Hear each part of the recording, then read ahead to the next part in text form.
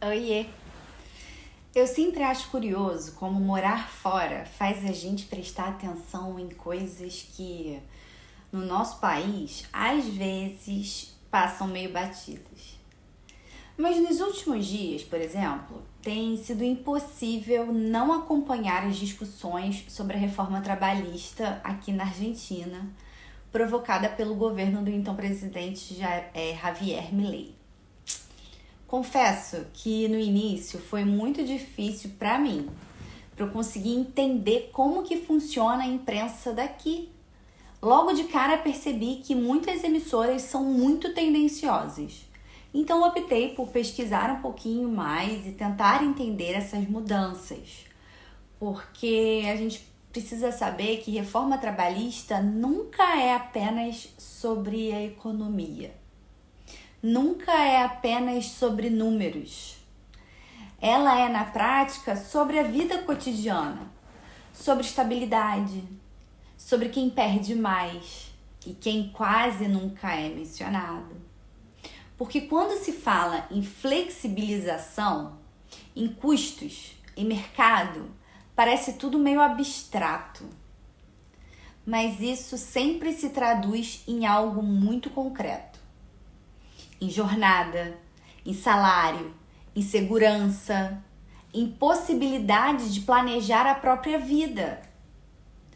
Entre as medidas amplamente discutidas pela imprensa e por analistas, aparecem que são mudanças assustadoras, como, por exemplo, a ampliação do período de experiência para até 1 ano em microempresas, criação de um banco de horas que autoriza jornadas de trabalho até 12 horas diárias, fragmentação de férias a critério exclusivo do empregador, além da redução do cálculo de indenizações por demissão, o que passa a excluir o 13º salário e a limitar a antiguidade para 10 anos. Então você pode trabalhar até 10 anos depois disso. A reforma cria um fundo de assistência laboral financiado por contribuições patronais, tipo o FGTS no Brasil, que permite o parcelamento das indenizações em até 18 vezes. E classifica os trabalhadores de plataformas digitais como autônomos, por força da lei, retirando-os da proteção trabalhista. E quem precisar apresentar um atestado porque se machucou ou ficou doente fora do horário de trabalho, pode receber até 50% do salário. Imagina. E para nós brasileiros, esse debate tem um eco curioso, porque o Brasil passou por algo parecido há poucos anos, com a reforma trabalhista em 2017, que veio prometendo modernizar as relações, aumentar empregos, reduzir a burocracia. Na prática, só gerou maior precarização, aumento de trabalhos informais e intermitentes, prevalência do que foi acordado sobre o que foi legislado e a redução do poder sindical, resultando em insegurança jurídica e menores rendimentos para muitos trabalhadores. Então, essas promessas de modernização, geração de empregos, dinamização do mercado, impactam todo mundo da mesma forma? Claro que não, meu anjo, porque mercado de trabalho não é uma experiência neutra. Nunca foi.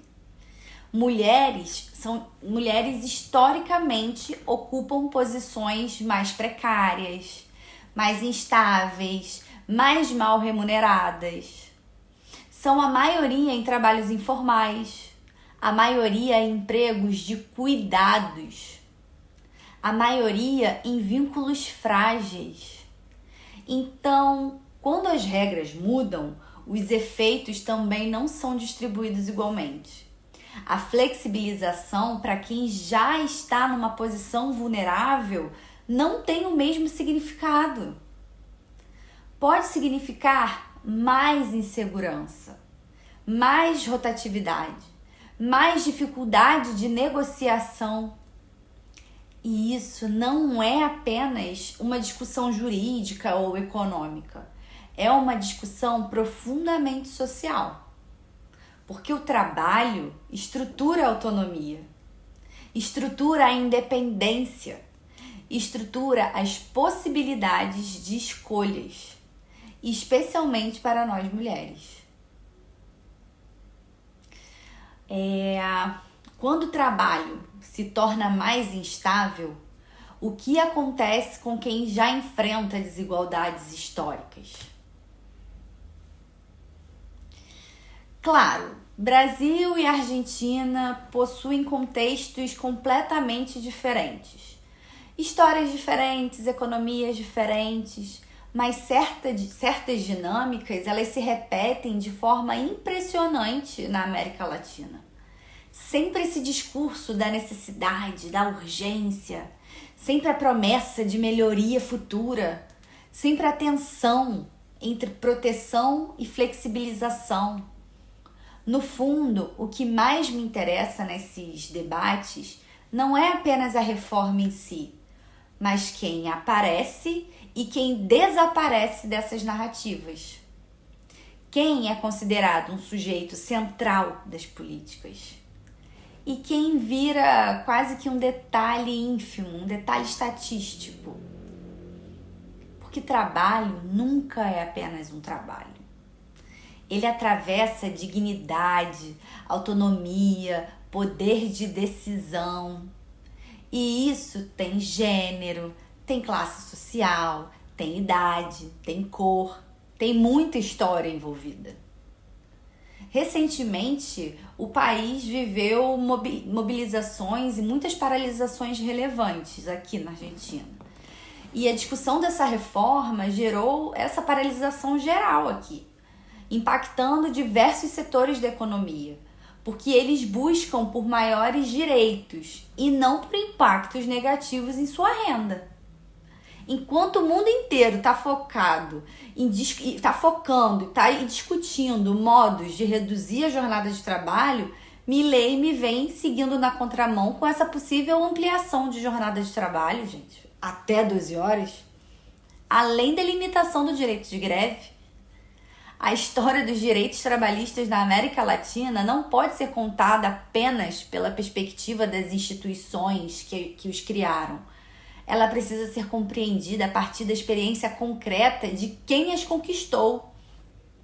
Grande parte da estrutura trabalhista daqui da Argentina foi construída ao longo de décadas, com leis trabalhistas que datam desde 1970. Elas não caíram do céu burocrático, não, meu bem. Elas foram arrancadas por gerações de trabalhadores, organizados em sindicatos, em movimentos, em greves, que moldaram a vida social do país. Então, quando uma reforma propõe desmontar essa legislação em nome da modernização, o que está em jogo não é uma mera atualização técnica. É uma reconfiguração das relações de poder entre quem trabalha e quem lucra com esse trabalho. E agora eu quero saber de você. Como você enxerga esse tipo de debate? Essas reformas afetam todo mundo da mesma forma? Você já tinha pensado nisso por essa perspectiva? Bem, e se você chegou até aqui, já sabe, né? Você já sabe o que fazer. Curta esse vídeo, se inscreva no canal, ative as notificações e compartilhe esse vídeo. Porque essas conversas importam mais do que elas parecem. Um grande beijo e até o próximo vídeo. Tchau!